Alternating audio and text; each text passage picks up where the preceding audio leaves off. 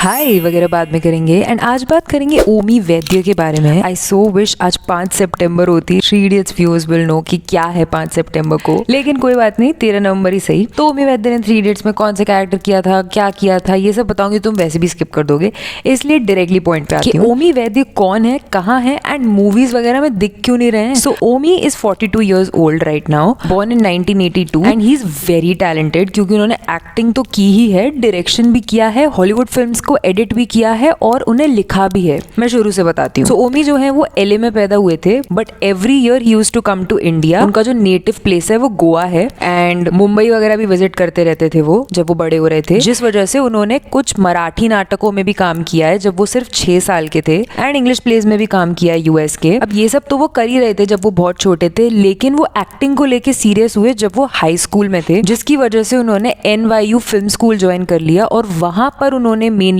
Editing, acting, film making ये सब सीखा। एंड ओमी ने ये भी बताया कि जितनी भी टेक्निकल लैंग्वेज फिल्म सेट पे यूज की जाती है वो सब भी ओमी ने NYU फिल्म स्कूल में ही सीखा है। अब जब उन्होंने NYU से ग्रेजुएशन कंप्लीट कर ली बाय द वे ऑनर्स के साथ, तो वो अपने सिटी LA वापस चले गए और उन्होंने टीवी सीरियल्स और फिल्म्स के ऑडिशंस देना स्टार्ट कर दिया। इवन कुछ फीचर फिल्म्स और शॉर्ट फिल्म्स को एडिट करना भी स्टार्ट कर दिया। एंड जब वो टीवी प्रोग्राम्स और कमर्शियल्स में छोटे छोटे रोल्स कर रहे थे तो उनको अरेस्टेड डेवलपमेंट करके हॉलीवुड का एक शो है, उसमें एक छोटे से रोल के लिए कास्ट कर लिया गया, जिसके बाद उसी शो के कास्टिंग डायरेक्टर ने उनको बोला कि वो the legendary show the office के एक छोटे से रोल के ऑडिशन के लिए आए, जिसके बाद उन्होंने ऑडिशन दिया एंड उनको वो रोल मिल भी गया। उन्होंने, अगर आपको नहीं पता है, तो ओमी ने सादिक का रोल किया था इन 2 एपिसोड्स ऑफ द ऑफिस। एक का नाम था ईमेल सर्विलेंस और दूसरा था फन रन। Amazon पे चला के देख लो, इन 2 एपिसोड्स में आपको हमारे 3 इडियट्स के चतुर सादिक का रोल करते हुए दिख जाएंगे। और ओमी ने ना अपना ये ऑफिस वाला सीन इंस्टाग्राम पे भी शेयर किया था, ये देखो। Do you have a question or something?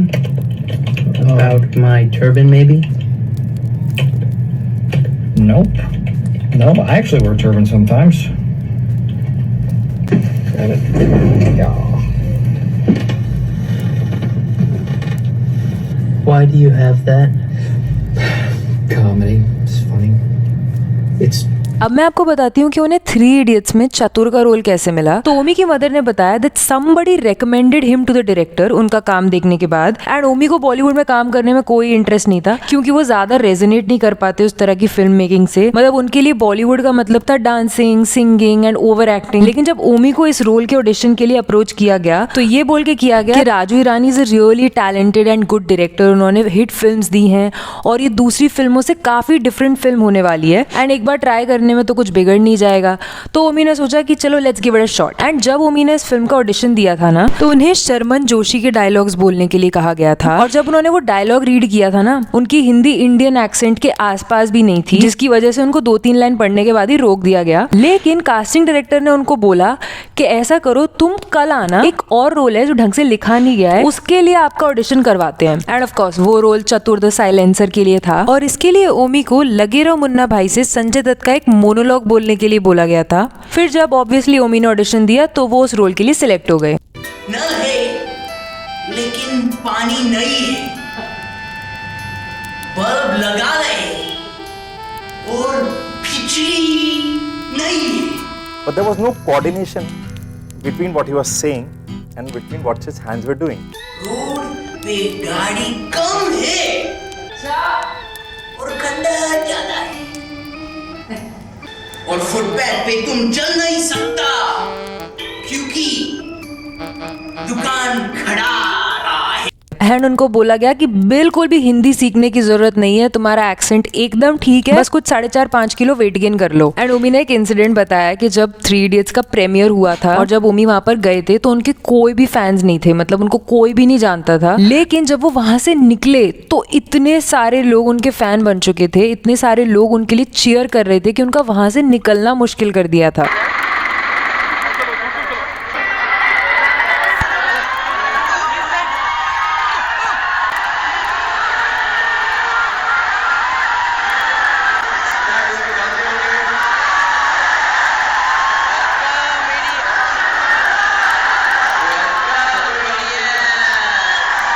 जिसके बाद Omi also won an IIFA in the category of star debut of the year male एंड वो ओवरनाइट स्टार बन चुके थे क्योंकि 3 Idiots was the first movie जो 200 करोड़ क्लब में घुसी थी बॉलीवुड के। Bhavan Sri Lanka. This is a wonderful gift that I've been given in India. I'll save that for the next one, hopefully.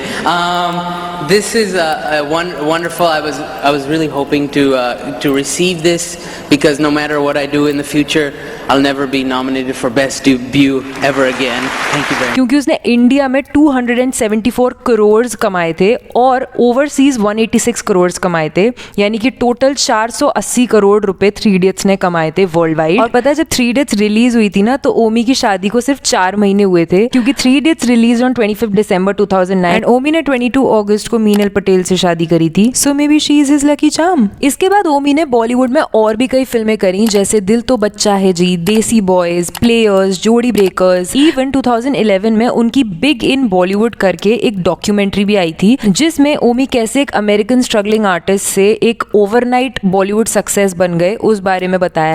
This is Omi Vaidya. Oh my God, Omi Vaidya! Wow, you're here. How are you? So good. Is it true that you're the 4th idiot? I am. Is this your lovely wife, Meenal? This is my lovely wife, Meenal. Meenal, are you excited about seeing your husband in his first Bollywood movie tonight? I'm really proud of him. Do you know anything about Omi Vaidya? Yes, of course I know Omi Vaidya. I cast him in the film. I know you did. I am the producer.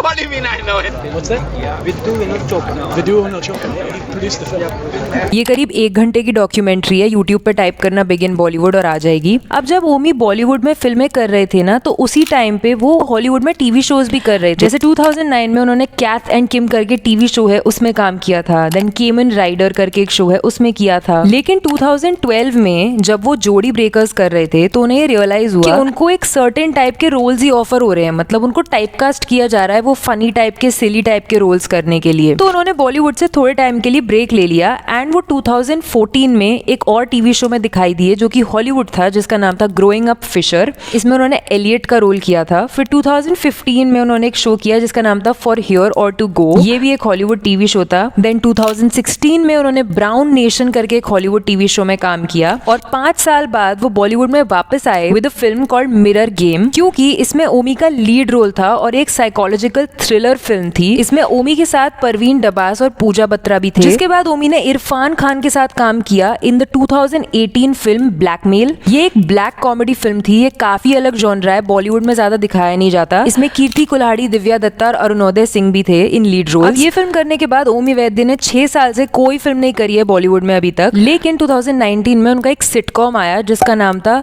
Metro park. इसमें रणवीर शोरी और पूर्वी जोशी हैं और ओमी का भी इसमें main role है। इसमें उन्होंने कनन मेनन का रोल प्ले किया है और ये शो बेसिकली एक इंडियन गुजराती फैमिली के ऊपर है जो मेट्रो पार्क में रह रही है, which is an Indian American majority neighbourhood US में, और वो कैसे प्रॉब्लम्स फेस करते हैं वहां रहने में, इस सब के बारे में शो है। अब ओमी ने ना एक अमेरिकन बांग्लादेशी फिल्म में भी काम किया है जिसका नाम है MR9 डू और डाई।